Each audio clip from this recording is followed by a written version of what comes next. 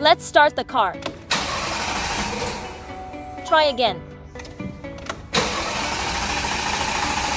It still won't start. Do you know why? Let's go to the front. The owner went to 4 repair shops, cleaned the oxygen sensor, replaced the spark plug and ignition coil, also replaced the carbon canister solenoid valve. Spent a lot of money, but the problem was not solved. In fact, there is a parts repair shop that is very easy to overlook. That is the camshaft solenoid valve. Let's take it apart today and have a look. Let's unplug the plug first. Loosen the screws.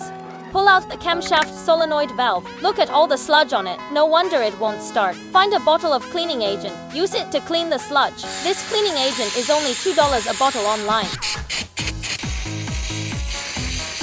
Now the camshaft solenoid valve has been cleaned. Next, let's install it back.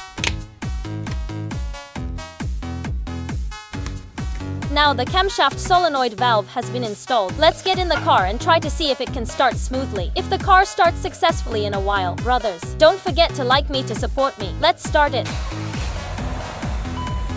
It only took one time to succeed. I'm Hermione. Follow my homepage for more car knowledge.